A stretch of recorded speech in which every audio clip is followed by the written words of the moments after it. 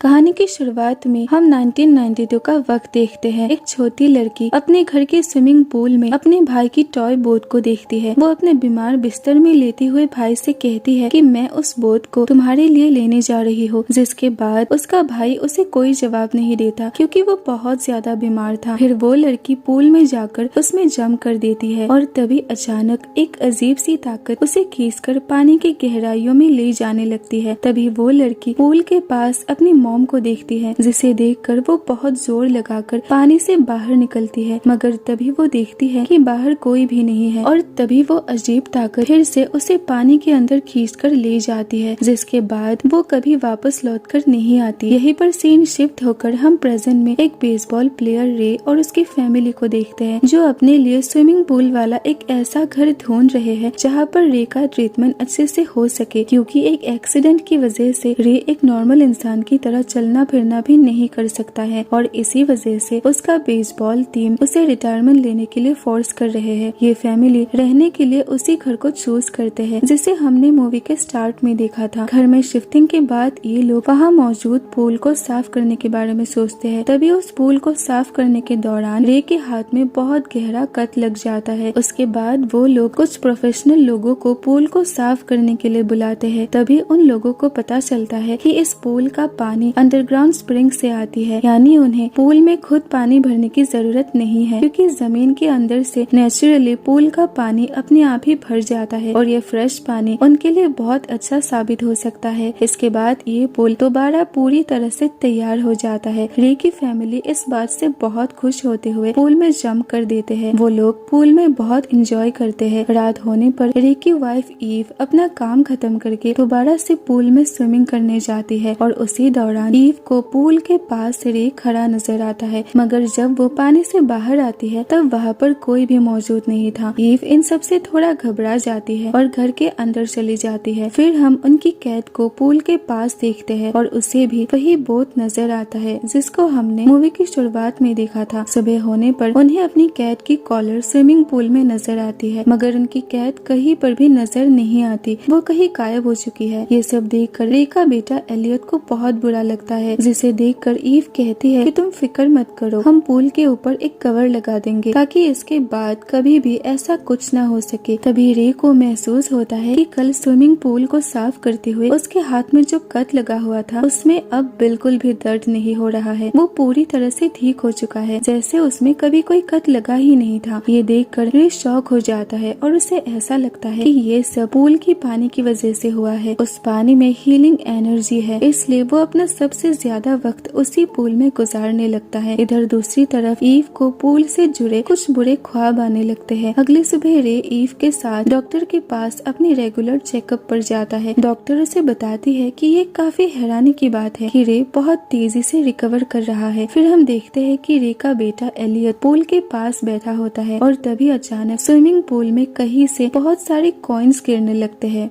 तब एलियट को लगता है कि शायद ये सारे कॉइन्स उसके डैड पानी में फेंक रहे हैं, इसलिए वो जल्दी से जाकर उन कॉइन्स को इकट्ठा करने लगता है और तभी अचानक उसे पानी के अंदर वही लड़की दिखाई देती है जिसे हमने कहानी के शुरू में देखा था। मगर वो थोड़ी ही देर बाद वहाँ से गायब हो जाती है और पूल के ड्रेन होल में से हेल्प मांगने लगती है। जब एलियट उस होल के अंदर अपना हाथ डालता है तब उसे उसके अंदर से एक टॉय मिलता है जिसे वो बाहर लाने की कोशिश करता है, मगर तभी एक खौफनाक हाथ उसे पकड़ लेती है, जिसे देखकर एलियट बहुत घबरा जाता है और पूल से बाहर निकल आता है और अपनी मॉम ईव को इस बारे में बताता है। मगर वहाँ पर चेक करने पर ईव को कुछ भी दिखाई नहीं देती। इसके बाद रे की फैमिली उसके बेसबॉल प्रैक्टिस के लिए उसके साथ जाते हैं, जहाँ पर पहले तो रे बहुत कमजोर महसूस करता है, मगर जब वो खेलना शुरू कर देता है तब वो बहुत ही बेहतरीन परफॉर्मेंस देता है, जिसे देखकर सभी लोगों के साथ ही वो खुद भी बहुत हैरान हो जाता है। रात होने पर ईव और रे एक साथ डिनर करने घर से बाहर चले जाते हैं। इधर घर में रे की बेटी इजी अपने दोस्त को घर बुलाती है। जब इजी अपने दोस्त के साथ पूल में स्विमिंग कर रहे होते हैं तब अचानक इजी को पानी के अंदर खोस नजर आती है, जिससे डरते हुए वो पूल से बाहर निकलने लगती है। मगर तभी वो खोस इजी को पूल की गहराइयों में खींचकर ले जाने लगती है, मगर इजी किसी तरह खुद को बचाकर पानी से बाहर निकल आती है। उसके बाद एलियट इजी के साथ पूल के बारे में बात करता है और वो इजी से कहता है कि हमें पूल के बारे में सब कुछ मॉम डैड को बता देना चाहिए, जिस पर इजी उसे रोकते हुए कहती है कि नहीं, तुम ऐसा कुछ भी नहीं करोगे, क्योंकि ये पूल ही है जो हमारे डैड को बहुत तेजी से ठीक कर रहा है और हमारी मॉम भी अब काफी खुश रहने लगी है। इसलिए ये जानते हुए भी कि इस पूल के साथ कुछ तो गड़बड़ जरूर है, फिर भी वो दोनों अपना मुंह बंद रखते हैं। अगले दिन वो लोग घर में पूल पार्टी रखते हैं, जहाँ पर वो लोग उस एजेंट को बुलाते हैं जिनसे इन्होंने ये घर खरीदा है। ईव उस एजेंट से ये सवाल पूछती है कि मैंने सुना है कि 15 सालों तक ये पूल बंद पड़ा था, ऐसा कैसे हो सकता है कि इतने सालों तक यहाँ रहने वाले किसी ने भी इस पूल का इस्तेमाल नहीं किया। तब वो एजेंट बताती है कि काफी सालों पहले इस पूल में एक लड़की डूबकर मर गई थी, जिसके बारे में लोगों ने अजीब अजीब बातें करना शुरू कर दिया। लोग इस पूल से डरने लगे और इसी वजह से किसी ने भी इस पूल का इस्तेमाल नहीं किया। तब ईव कहती है कि क्या उस लड़की का नाम रेबेका तो नहीं है? तब एजेंट कहती है कि तुम्हें ये कैसे पता चला? दरअसल उस लड़की का नाम इस पूल ने ही ईव को बताया था। इधर पूल पार्टी के दौरान सभी लोग एंजॉय करने लगते हैं और ऊपर से एलियट इस पार्टी में होने वाली हर एक हरकत पर अपनी कैमरे से नजर रखने लगता है, क्योंकि वो नहीं चाहता कि इस पार्टी में कुछ भी बुरा हो। इधर रे अपने कोच के बेटे को अपने कंधे में बिठाकर पूल में एंजॉय कर रहा होता है। तभी उसे पूल में एक काला साया नजर आता है जो सीधे रे के मुंह के अंदर जाकर उसे पोजेस्ट कर लेता है, जिसके बाद रे उस बच्चे को लेकर पानी की गहराई में जाने लगता है, जिसे एलियट देख लेता है और तुरंत जाकर ये सब अपनी मॉम को बताता है। इसके बाद सभी लोग रे के हाथ से उस बच्चे को बचा लेते हैं, मगर रे की कोच इस बात से उसके ऊपर बहुत गुस्सा होता है और वो उसके अगेंस्ट कंप्लेन करने के बारे में सोचता है, मगर ईव उसे यह समझाती है कि रे को माफ कर दे, ये सब उसकी बीमारी की वजह से हुआ है। इसके बाद रे की हालत काफी ज्यादा खराब होने लगती है। वो अजीब अजीब हरकतें करने लगता है, जिसे देखकर ईव रे को उसके रूम में बंद कर देती है और रेबेका के बारे में इंफॉर्मेशन निकालने की कोशिश करती है, जो सालों पहले इस पूल में गिरकर मर गई थी। तभी उसे ये पता चलता है कि सदियों से ही इस पूल के अंदर लोग गायब होते आ रहे हैं। ये बात जानने के बाद ईव बहुत घबरा जाती है। इसके बाद ईव स्विमिंग पूल का पूरा पानी निकाल देती है और फिर रेबेका की मॉम लूसी से मिलने जाती है। वहाँ पहुंचकर वो लूसी से पूछती है कि रेबेका के साथ क्या हुआ था और आपका बेटा जो बहुत ज्यादा बीमार था, आज वो पूरी तरह से ठीक कैसे है और शहर का इतना बड़ा आदमी कैसे बना वो? तब लूसी कहती है कि तुम जो कुछ भी कह रही हो वो सब झूठ है, मेरी कोई बेटी ही नहीं थी। मगर ईव के काफी फोर्स करने के बाद आखिर में लूसी उसे विशिंग बेल की एक कहानी सुनाना शुरू करती है, एक ऐसे झरने की कहानी जिसके अंदर कॉइन्स डालने पर लोगों की विशेष पूरी हो जाती थी, क्योंकि उस झरने में मौजूद पानी मैजिकल थी और इसलिए उस पानी की पूजा भी की जाती थी। मगर इसमें एक खतरनाक ट्विस्ट भी है और वो ये कि जब भी कोई इस मैजिकल पानी में अपनी विश पूरी करने के लिए इस पानी को जगाता था, तब इस पानी को प्रोटेक्ट करने वाली गार्डियन एंटिटी एक कीमत मांगती थी। फिर वो रेबेका के बारे में बताती है कि उसका भाई टॉमी उस वक्त बहुत ज्यादा बीमार था और इसलिए लूसी अपने बेटे की बीमारी किसी भी हाल में ठीक करना चाहती थी, इसलिए उन्होंने इस पानी में विश मांगी और अपनी बेटी को सेक्रीफाइस करके इस पानी को उसकी कीमत अदा की। ये सब सुनने के बाद ईव देखती है कि लूसी की आंखों से काले रंग के आंसू निकल रही है, जैसे किसी ने उसे पोजेस्ट कर लिया हो। ये सब देखकर डरते हुए ईव तुरंत वहाँ से निकल जाती है। अब ईव को ये बात समझ आ चुकी है कि जिस पूल को उन्होंने रे को ठीक करने के लिए भरा था, उसकी वजह से रे तो ठीक हो जाएगा, मगर इसकी कीमत उन्हें अपने किसी बच्चे को सेक्रीफाइस करके चुकाना होगा। इधर घर में एलियट और इजी अपने पेरेंट्स को ढूंढने लगते हैं और तभी एलियट को बाहर से अपनी कैट की आवाज सुनाई देता है। जब वो बाहर आकर देखता है तो उसे स्विमिंग पूल पानी से भरा हुआ नजर आता है। तभी उसे याद आता है कि उसकी मॉम ने तो पूल को खाली कर दिया था, तो इसमें वापस पानी कैसे भर गया। तब वो चेक करने पूल के करीब जाता है और तब उसे एक ट्यूब में उसकी कैट बैठी हुई नजर आती है। जब वो अपनी कैट को लेने पूल के पास जाता है, तभी कोई उसे पानी के अंदर खींच लेता है और फिर पूल का कवर बंद होने लगता है। ये देखकर इजी भागते हुए कवर को बंद होने से रोकने लगती है और तभी वहाँ पर ईव भी आ जाती है, जो इजी की हेल्प करती है। वो दोनों पूल का कवर खोलने की पूरी कोशिश करती है, जिसके बाद ईव इजी से कहती है कि तुम जल्दी से अंदर जाकर अपने डैड को बुला कर लाओ। मगर रे को तो अब झरने की एंटिटी ने पोजेस्ट कर लिया है, जिसके बाद रे अपनी ही बेटी के ऊपर अटैक कर देता है। इधर दूसरी तरफ ईव एलियट को बचाने के लिए पूल में जंप कर देती है, जिसके बाद ईव पानी की बहुत गहराई में चली जाती है। तभी ईव को एलियट मिल जाता है, मगर वहाँ मौजूद बहुत सारे घोस्ट उसके ऊपर अटैक कर देते हैं। ईव वहाँ से बाहर निकलने की बहुत कोशिश करती है, मगर मगर उसे बाहर निकलने का कोई भी रास्ता नजर नहीं आता। तभी वहाँ पर रेबेका की सोल ईव की हेल्प करती है। वो एक कॉइन को पानी में गिराती है, जिसको फॉलो करते हुए आखिर में ईव पानी से बाहर निकलती है। बाहर आने पर वो देखती है कि एलियट सांस नहीं ले रहा है, जिसके बाद वो एलियट को होश में लाने की बहुत कोशिश करती है। तभी वहाँ पर रे आ जाता है और वो ईव से कहता है कि तुम अपने बेटे को नहीं बचा सकती, और साथ ही वो ईव का गला पकड़ के उसे मारने की कोशिश करता है। इससे पहले कि वो ईव को मार देता, तभी इजी रे को उसी के बेसबॉल बैट को लेकर उसके सर पे मारती है और उसे होश में आने के लिए कहती है। तभी रे को अपनी फैमिली के साथ बिताए हुए अच्छे मोमेंट्स याद आते हैं और तभी रे भी समझ जाता है कि अब किसी को तो पानी में जाकर खुद को सेक्रीफाइस करना होगा। इसके बाद रे अपनी फैमिली को बचाने के लिए खुद इस पूल में कूद जाता है, जिसके बाद पूल का पानी उसे सेक्रीफाइस के तौर पर एक्सेप्ट कर लेती है और एलियट को एक नई जिंदगी मिल जाती है। फिर आखिर में हम देखते हैं कि रे की फैमिली उसे बहुत ज्यादा मिस कर रहे होते हैं। उन्होंने अब ये फैसला कर लिया है कि वो जिंदगी भर इसी घर में रहेंगे, ताकि उनके बाद कोई भी पूल की पानी के करीब ना जाए और ना ही इस वजह से पूल में और किसी भी इंसान की मौत हो। इसके साथ ही मूवी यहीं पर एंड होती है। Thanks for watching.